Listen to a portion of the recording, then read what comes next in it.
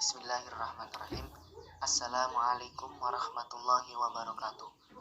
Kami dari kelompok 1 yang beranggotakan Irsa Aghisna, Dewi Anggraini, Hidayatul Maula, Sulis Khorenisa, dan saya sendiri Niam Sukri ingin mempresentasikan hasil diskusi dari kelompok kami dengan tema nikah.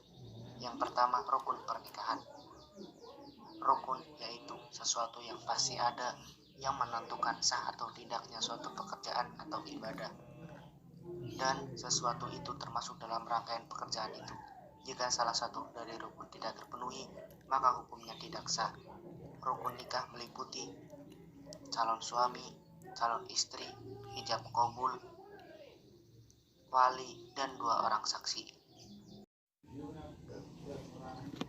Syarat-syarat perkawinan. Syarat perkawinan ialah syarat yang bertalian dengan rukun-rukun perkawinan, yaitu syarat-syarat bagi calon mempelai, wali, saksi, dan ijab qabul. Adapun syarat-syarat calon suami, yang pertama beragama Islam, kedua bukan mahram dari calon istri dan jelas halal kawin dengan calon istri, yang ketiga jelas bahwa calon suami adalah betul laki-laki, 4. Orangnya diketahui dan tertentu, 5. Calon mempelai laki-laki tahu atau kenal pada calon istri serta tahu betul calon istrinya halal baginya. Yang keenam, calon suami rela atau tidak dipaksa atau terpaksa untuk melakukan perkawinan itu dan atas kemauannya sendiri.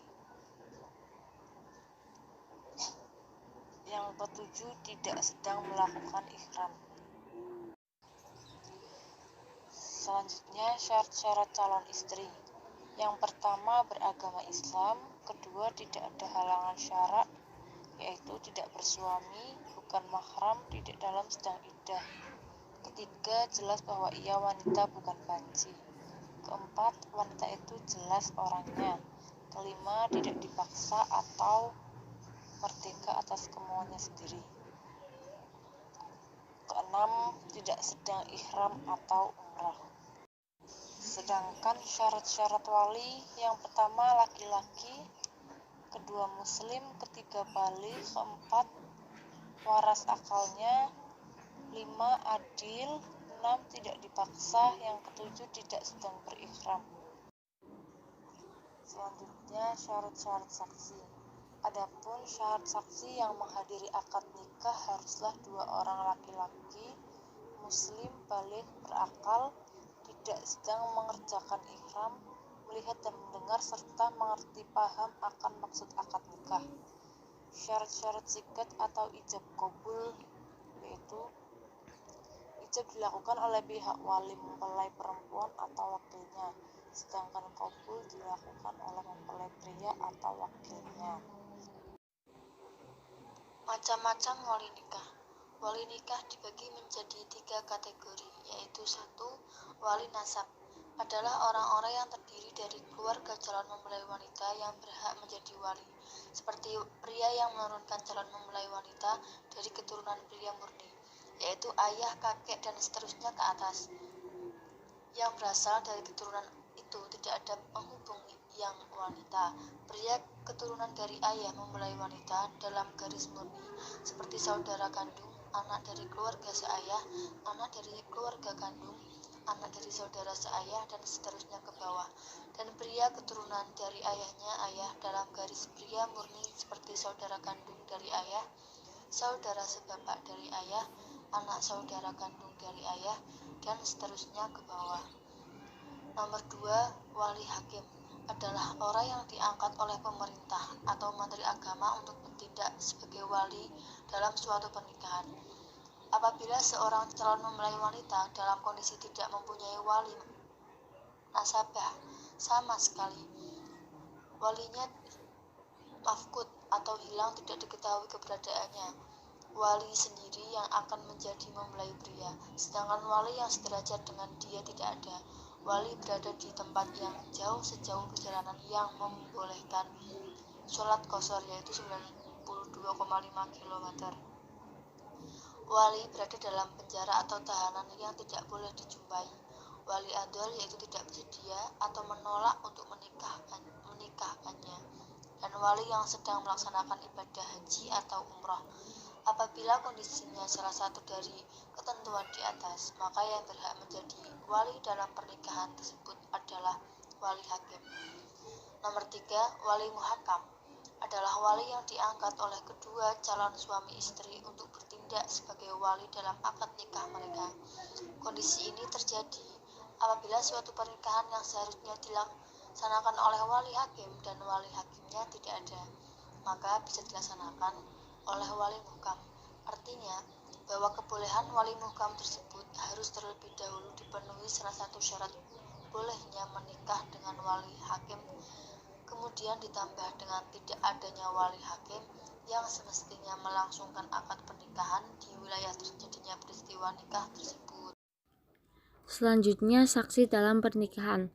Saksi dalam pernikahan merupakan rukun pelaksanaan akad nikah, sehingga setiap pernikahan harus dihadiri 2 orang saksi.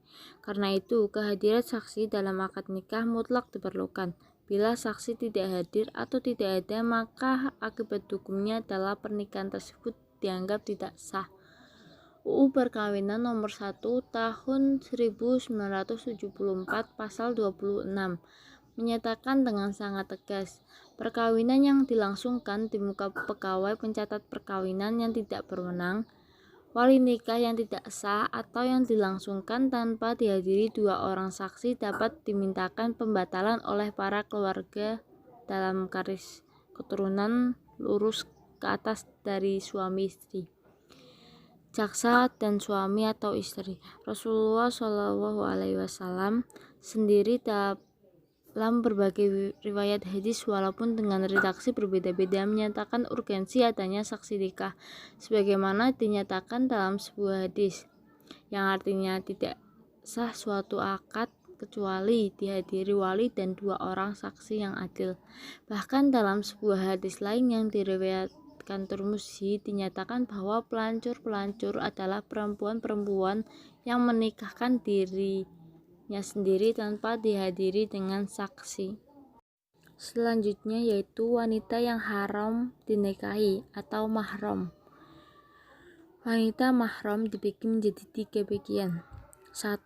Mahram karena nasab. Golongan wanita yang haram dinikahi dalam Islam adalah wanita yang terikat dengan hubungan nasab atau keturunan. 2. Mahram karena pernikahan. Golongan wanita atau mahram atas dasar hubungan pernikahan dan sifatnya sementara, yang berarti jika hubungan pernikahan tersebut berakhir karena konflik dalam keluarga maupun terjadi perselingkuhan dalam rumah tangga dan menimbulkan talak, maka setelah perceraian sifat mahramnya pun bisa berubah. 3. Mahram karena persusuan. Wanita yang menyusui seseorang yang akibatnya menimbulkan hukum bahwa suami, anak, dan saudara lelaki tersebut haram menikahi anak tersebut jika anak tersebut perempuan, dan jika anak tersebut laki-laki maka ia haram menikahi wanita yang menyusuinya, serta semua yang terikat nasab dengan wanita yang menyusuinya. Adapun wanita yang haram dinikahi karena nasab antara lain: 1. Ibu, nenek, dan seterusnya ke atas baik dari jalur laki-laki maupun wanita. 2. Anak perempuan putri, cucu perempuan, seterusnya ke bawah baik dari jalur laki-laki maupun wanita. 3. Saudara perempuan sekandung, seayah atau seibu. 4. Saudara perempuan bapak, saudara perempuan kakek, dan seterusnya ke atas baik sekandung, seayah atau seibu. 5. Saudara perempuan ibu, saudara perempuan nenek, dan seterusnya ke atas baik sekandung, seayah atau seibu. 6. Putri saudara perempuan sekandung, seayah atau seibu, secucu perempuannya, dan seterusnya ke bawah baik dari jalur laki-laki maupun wanita. 7. Putri saudara laki-laki sekandung, seayah atau seibu, cucu perempuan, yang seterusnya ke bawah baik dari jalur laki-laki maupun wanita. Selanjutnya, dan pihak laki-laki yang tidak boleh menikahi wanita tersebut adalah diantaranya ada ayah kandung, kakek dari jalur ayah maupun dari jalur ibu, dan seterusnya. ada saudara kandung laki-laki, anak kandung, cucu, dan seterusnya ke bawah atau cicit ya. Terus ada saudara laki-laki kandung ayah, yaitu paman dari jalur ayah. Terus saudara laki-laki kandung ibu dari paman dari jalur ibu. Terus saudara laki-laki kandung kakek, saudara kandung laki-laki nenek, saudara anak laki-laki dari saudara kandung laki-laki atau perempuan, yaitu keponakan laki-laki, cucu saudara kandung, dan seterusnya ke bawah. Yang selanjutnya adalah wanita yang haram dinikahi karena pernikahan. Golongan wanita ini adalah istri bapak atau ibu tiri, istri kakek, dan seterusnya ke atas, terus istri anak, istri cucu atau menantu, dan seterusnya ke bawah, ibu mertua, ibunya dan seterusnya ke atas, terus anak perempuan, istri dari suami lain atau rabibah, cucu perempuan, istri baik dari keturunan rabibah maupun dari keturunan rabib, dan seterusnya ke bawah. Kemudian dari pihak pria yang tidak boleh menikahinya termasuk ayah suami atau mertua, kakek dari suami, anak laki-laki dari suami, suami dari anak, suami ibu, dan suami nenek. Dan yang terakhir adalah wanita yang haram dinikahi karena persusuan. Dalam surat An-Nisa ayat 23, yakni, dan diharamkan atas kalian ibu-ibu kalian yang telah menyusukan kalian dan saudara-saudara perempuan kalian dari penyusuan. Adapun ketentuan menyusui adalah sebagai berikut. Yang pertama, menyusui sebelum anak berusia 2 tahun. Dan yang kedua, tidak dikarenakan kelaparan. Dan yang ketiga, menyusui lebih dari 5 kali. Sekian presentasi dari kelompok kami. Apabila ada yang kurang paham, bisa ditanyakan. Wabillahi taufiq wal hidayah. Wassalamualaikum warahmatullahi wabarakatuh.